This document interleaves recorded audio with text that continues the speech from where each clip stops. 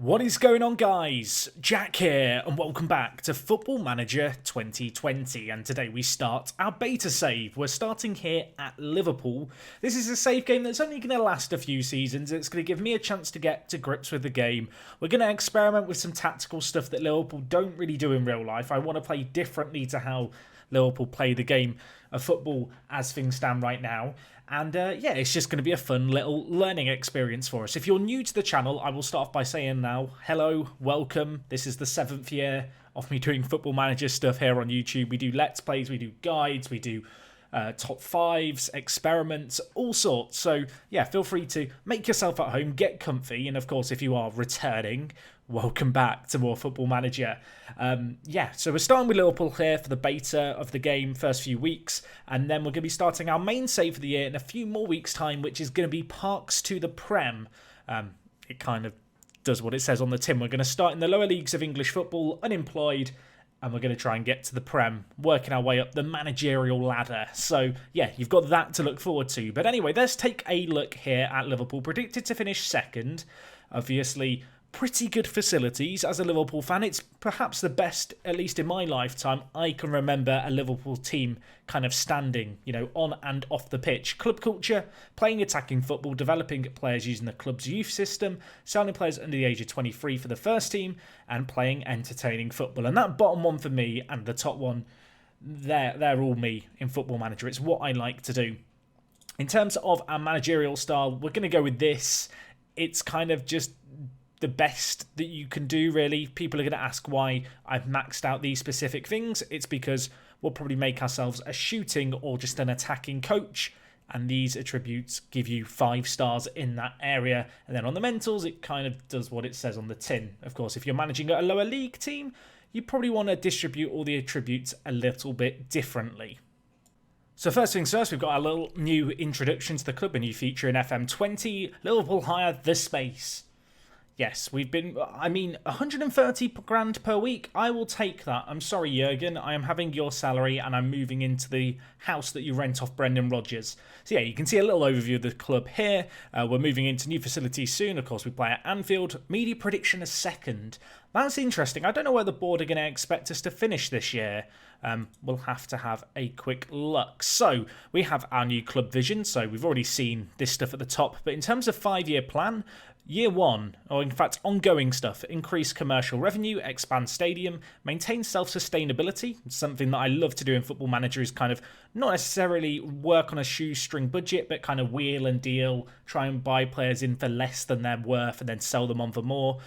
We've got to maintain our status as the most reputable team in England and work within our wage budget. I mean, that seems simple enough. So end of first season, we've got a lot of stuff to do here. And the board want us to win the league and reach the semi-finals of the Champions League. I mean, it's low expectations, and the FA Cup, they want the final as well. I know a lot of people will turn their noses up at the fact we're managing Liverpool here. These are high expectations. Like, if I could easily bottle any of those very easily, all of them. And the aim for next season is to win the league again. Okay, well, it's nice to know that they've got low expectations of us. Do I want to do any of this stuff? You know what? We'll deal with it as it comes up. So, the space takes charge at Liverpool. Here we are. I'm going to fix that face later because it doesn't look good. We've got a few players in the last year of their contracts. Of course, with me being a Liverpool fan, I'm pretty familiar with the squad. One thing that we are going to have to contend with a little bit is a lack of homegrown players. It's something where Liverpool are kind of on the cusp of that. And so whilst Lallana and James Milner here do have contracts which apparently don't deserve to be renewed, and to be honest, they're not really in my first team plans. Got to be conscious of the fact that they are 2 homegrown players for us. Tactics induction, I'm going to do this off screen. We've already talked about the club vision. You know, I'm just going to accept this stuff, I think. I don't really want to negotiate it down. I want to try and, you know, attain these high expectations. What kind of money have we got to spend? So we've got £102 million of £301,000 in the wage budget, so that's pretty hefty. In terms of players that have been recommended our way, is there anyone pretty good? I mean, Dybala would be a good signing. Not going to lie, he kind of fits what I'm thinking we might do tactically. Of course, in this first episode, what I'm going to do is we're going to have a little look at, kind of first look at everything, and then I'm going to go to the end of pre-season, and then we'll play the first game of the year, which is going to be the Community Shield. Excellent. Also, not the nicest kind of start to the season, is it? Some tricky games in there, away from home against United and Arsenal. Man, this is baptism of fire. That's probably the best way to describe what we're going to be going through here. But yes, Man City to start. We'll be doing that very, very shortly.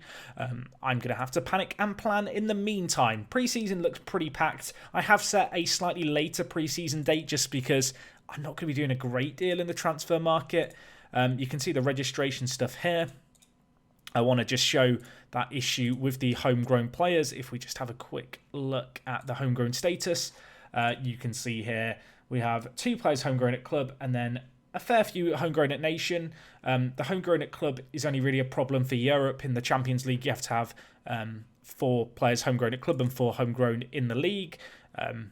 And as for in the league's requirements itself, it's just 8 players trained in nation, I believe. You can see here I've got my custom squad views. Really recommend these. They're going to be available for download very, very soon, so keep your eye on the channel for those. In terms of our key players, we've got Salah and Mane. I mean, they're both very, very good players. Very good. I mean, we're going to be building a team around them. We're not going to be playing a 4-1-2-1-2 narrow. Put it that way. We're going to make use of the players we have out wide. I talked about Dybala, and just to quickly kind of plot point what I'm kind of thinking in terms of tactic. I really like the idea of having a 4-2-4, and I kind of tweeted about this over at WorkTheSpace before the game came out. I was thinking about what I wanted to do. I'd love to do something where we have kind of Firmino, Salah on the right, Mane on the left. And then I would like to get in a semi-traditional number 10, which is where Dybala maybe fits into it. He was the player who I kind of thought of before I even got in game. And I would like to create quite a fluid front four. Liverpool are known, of course, for their front three being kind of this fluid trio. I want to try and stick a 4th player in there. Now, that is going to cause us problems in the midfield, but that's part of kind of the experimentation and messing around. I've not really thought about it in great detail other than a rough shape, so we'll see what I can come up with in pre-season. But beyond that, the obvious area of concern, to be honest, is just squad depth in the fullback areas and the defence as a whole. We've obviously got pretty good defenders in Van Dijk, Lovren, Gomez and Matip, but we don't have a 5th choice centre-back, and we actually have kind of 4 very good centre-backs there. I can maybe lose one of them. And then in the fullback area of the pitch, I mean, Klein is out injured for the entire season, so just pretend he doesn't exist. Sorry, Nathaniel. But yeah, you can't be here. Realistically, I don't want to play Joe Gomez at left back. He's probably going to be our starting centre back. I really rate how good Joe Gomez is just in Football Manager. He's a very, very good young player who I want to play in his preferred position. And then at right back, I mean, Fabinho can play right back, and obviously we have Alexander-Arnold, but there is, again, just a little bit of a lack of squad depth. I'm thinking, in terms of my shopping list, centre-back, someone who can play both full-back positions ideally. Maybe a landmark player of sorts. Maybe a Dybala. I have thought about James Maddison as well. Just someone who's really going to be a linchpin, make the trio a quartet and really bring the band together. I feel like a bit like on one of those kind of pop star shows where they kind of get all the solo contestants together and make a new band. That's kind of what I want to do. I want to stick a 4th member into our merry trio up front, and we'll see how that works. Of course, besides Salah and Mane, we have also got Van Dijk. Doesn't really need any explanation. He is just going to waltz straight into our team, a player to build around at the back, one of the best centre-backs in world football, and in Football Manager terms, he's one of the best centre-backs as well. Of course, Bobby Firmino, I talked about that trio up top. I'd argue that this guy's the most important player in that whole thing. He is an interesting player in Football Manager. I feel like for the way he plays, we may look to play him as a complete forward. But he's just so well-rounded all over the pitch. He can press, he can tackle, he can mark pretty well. And he just works, and he does it all for the team. Perfect striker as far as I'm concerned. A very modern striker. But with what I'm thinking is going to be a quite experimental system, he's going to fit the bill very, very nicely. Anyway, that's enough of a little general kind of waffly overview. We'll have a look at our team going into the first game of the season. We'll have a look at what we managed to do over the summer when it comes to wheeling and dealing. Expect some odd transfers because this is me. I'm thinking we might need to get in some homegrown players. We'll cross that bridge when we get there. And, future Jack, I hope you've listened to what we've discussed here. I'm hoping we've stuck to the plan because I'm kind of excited to do so. Let's see how I got on, and let's see how we get on going into our first game of the season against Manchester City. We did it, boys. We signed the man that I really wanted to sign. I almost went with James Maddison. I'll say that now. I wanted a player to be that number 10 for us, to be that playmaker, the hub of all our attacking efforts, and we've got in Dybala, who is hopefully going to be that man for us. You can see here, the number 10 is superb. We have stripped Mane of his number 10, and this guy has it all. He is going to be playing as an advanced playmaker on attack. You can just see here, he's almost perfectly suited to that role. At 25 years old, loads of years left ahead of him. And before we touch upon even our other signings, I feel like just looking at how we're going to play this year is important. We're essentially going with what is, by all accounts, a 4-2-4. I want it to be very fluid and quite compact. Obviously, you could view this as a 4-2-3-1. You know, Dybala and Firmino could move centrally to one another, and then you can move Henderson forward. But I want us to have quite a fluidity about us, I guess. I was trying to think of the right terminology, but just fluidity is the terminology. I want us to be operating in spaces. I really want to give players free roam to explore and do their thing. And actually, now I think about it, maybe I should have been more expressive on. I've been umming and ahhing about that one. You know what? We'll tick it on for today. I feel like over the course of this season, we're going to be experimenting with the tactics. It's going to change as we go on. But yes, by all accounts, this is a 4-2-4.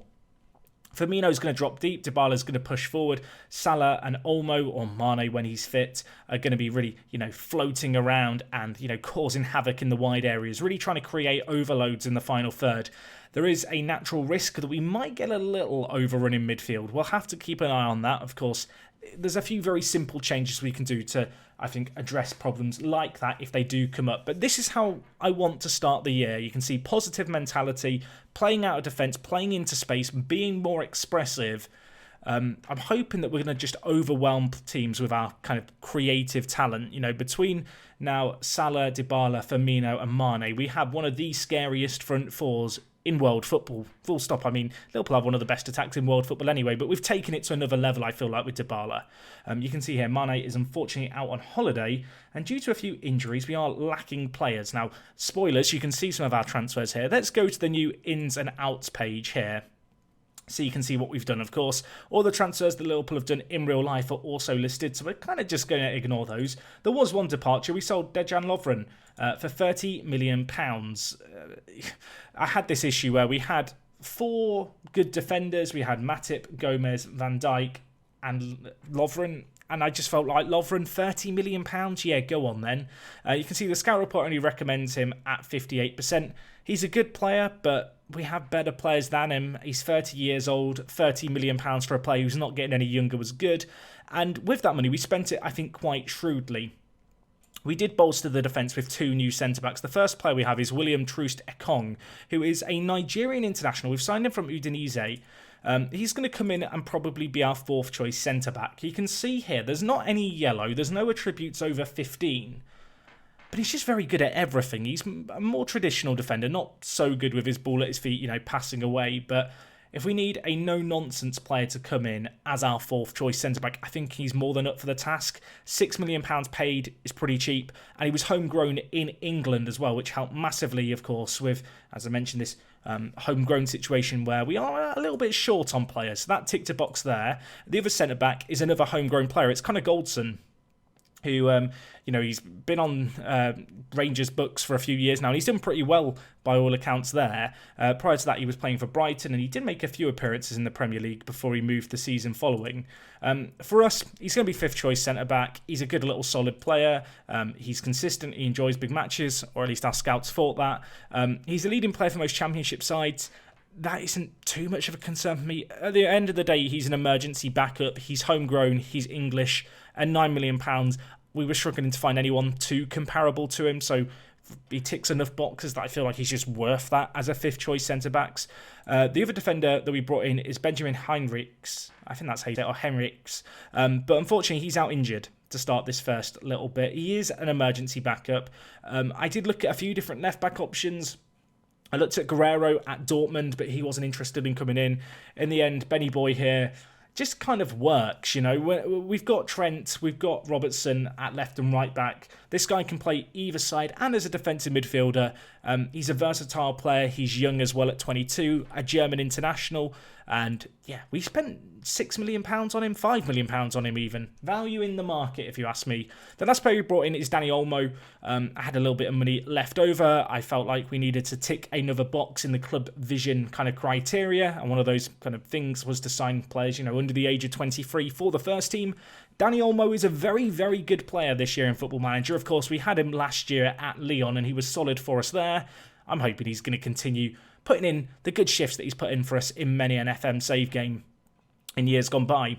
Anyway, a little bit of general team news. Naby Keita's out injured. Sadio Mane is away on holiday. Fabinho unfortunately picked up an injury very recently. Pulled knee ligaments, going to miss the start of the season. And Alisson has the injury that he has had in real life. So a torn calf muscle, out for between 6 weeks and 3 months. That's quite a long time to be without our first choice goalkeeper. Adrian, yeah, we're gonna be expecting big things of him. In the beta at the moment, the polygon is broken in terms of the colouring, so I know it's difficult to see. So just so you can see a direct comparison here, one of these goalkeepers is better than the other, I think is perhaps the fairest way of describing things. Anyway, we've got our first game of the season. It's against Manchester City. With Fabinho being out of the team, we're going to have to play Henderson at defensive midfielder, which he can do. But I definitely feel like, you know, when I made this tactic, I was thinking that Fabinho was going to be the man for us there. But yeah, this is what we're going to go with. We'll see how we get on. A few players lacking a little bit of match sharpness. Due to international duty, some players returned quite late. Those being actually Firmino, Salah and Mane, slightly concerningly. We'll hope that's not going to be the end of the world here, of course. But this is, by all accounts, a little bit of a glorified friendly. But at the same time, it's our first time kind of seeing our tactic in action. I'm keen to see how it gets on, you know. Okay, let's get into this. What you've not just seen is the fact that my game hung for about 5 minutes waiting for the game to load. We're in game now. Let's hope it works flawlessly, of course. Reminder, FM20 Beta. Stuff doesn't always work flawlessly, but here we are. We're at Wembley. It looks a little upsetting, this 4-2-4. Maybe I should just move Dybala forward and Henderson forward and please people, but I'm a chaotic person, I guess. Anyway, we are going to be playing in 3D for this. We are, of course, going to give a rousing first team talk as manager of the team in a competitive match. We're going to see how this goes, I guess, as much as anything. I am going to have to set up all our settings. I hope that sound is going to be turned off. Right, so we're going to play on key highlights. This Let's Play, slightly faster speed between highlights and stuff. Direct to camera. We're going to stick with 3D, I think. Let's see how we get on, shall we? Bravo to Stone. So City playing out from the back. You can see how we're going to line up almost with this 4-2-4. I am a little bit concerned that they are going to pump the ball forward and just exploit our centre mids as we try something so experimental. And well, we've got to be wary of that, haven't we? João Cancelo making a marauding run forward. Adrian to the rescue. De Bruyne whips it in now, headed away. I've got to say, I know people say the match engine looks the same every year. I can see little improvements in this year's engine. Like, it does look better. Let's hope that our players can perform better as well. As it's now wide here with Olmo, who unfortunately can't win it. And, well, no one wins it, is the simple answer. This is not an easy first game. You know, we're asking quite a lot of our players to play a brand new system that they've not had the longest period of training with. There's definitely going to be an adapting period. Equally, if it turns out that elements of this tactic are fundamentally flawed, like the inverted winger not helping out as much defensively as I would like, we will, of course, reevaluate and, you know, go again. That's kind of the fun with Football Manager in the beta. I'm not afraid just to do some weird and wonderful stuff. If it works out, fantastic. If it doesn't work, I will, I don't know, give up, play normally. Anyway, De Bruyne here, out on one side, switches it over to João Cancelo. Now with Silva, Sterling now. They've got a very stacked team, haven't they, City? João Cancelo, edge the box. Raheem Sterling hits it. I mean, the keeper's not moved, but I can't really criticise him at the same time, because Raheem Sterling has just unleashed an absolute pile driver of an effort. It's his first goal of the season. It's an assist by João Cancelo. Pulls it across. Again, that's maybe an area where you'd hope that Olmo, as the inverted winger, would just pick up the man there, but he hasn't. That that's, learning. That's the progress that we are going to make here and have to, figure out. But that's kind of the fun with Football Manager. It looks like Pep has screwed up his team talk, so we're going to give what is ultimately a much better team talk, because we're a better manager than Pep in the Football Manager universe. Ronaldo might have got injured, I think, from the text. Or was it someone else got injured? I swear it said someone got injured. Maybe we should lower the text speed a little bit. We're at that point in the game, where I'm just getting all my settings set up. We're getting ourselves at home. I did already turn off sound. If you are one of those people who has suffered from the fact you started your first match and the referee's kick-off whistle played really, really loudly, you are in my thoughts and prayers. I mean, besides the one goal they've scored, it's been a game devoid of any real chances. They've slightly edged out possession, but you can see here, shots has been very, very even, which is interesting. Anyway, Sterling on the attack here, already one goal to his name. Tried to add another. Fortunately for us, not the best effort on goal by him. It went wayward. We have now got a corner to deal with, which immediately makes me feel uncomfortable. It's going to be De Bruyne to whip it in. On my heads away, Sterling blocks. Otamendi squeezes it in there. Let's make some changes. Of course, we are without Mane. We are without, a few other key players. Firmino and Salah aren't match fit. Maybe I bring on Origi already. Just maybe. You know what? I feel like Oxlade-Chamberlain is the game changer here. Wijnaldum's not the best game at centre mid, playing that box-to-box midfielder role. Let's make some changes and see how we get on, shall we?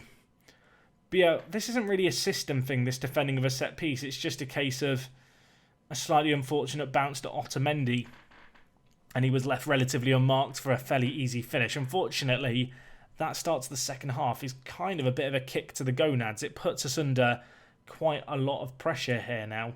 I was about to switch to play more attacking. They've now got a set piece in a dangerous area. We do deal with it this time. It's Dybala on his debut. What can he do? I'm expecting him to do amazing creative things. And while amazing things he might do, he's running on his own. Can he finish it? He hits the post. He gets the rebound though. £80 million well spent. Well, 60. 60 so far. Potentially another 24. Lovely little run here. Skips past. Was that Cancelo? No, it was John Stones he left in the dust. Thought he'd fluffed it at the first effort, but he did get a rebound. And, take the rebound he did. We make it 2-1. And immediately another highlight starts. I want to believe. There's hope in me. I wouldn't mind just quickly here. This might be terrible if we concede. I feel like it's worth watching a little bit on 2D here so you can kind of see our shape as Salah misses what should have been an easy opportunity. I'm not going to be playing with 2D all the time, but I feel like it's a little bit easier to just kind of see our general shape. I'm hoping now we get a highlight to see. So you can see here, Salah playing the inside forward on attack is going to be higher up the pitch. What I'm hoping is in this kind of situation here, you can see how Olmo has picked up one of their centre mids. We're not going to get too overloaded. Silva has loads of options at the back post. We win it. So you can kind of see here how Salah drops in and Olmo on the left-hand side. It's almost like a 4-4-2 in a lot of ways. But there's a lot more dynamic movement happening between our players. That's kind of the thinking there, as Aguero picks it up and finishes it. What a goal that is. Even in 2D, I can appreciate it.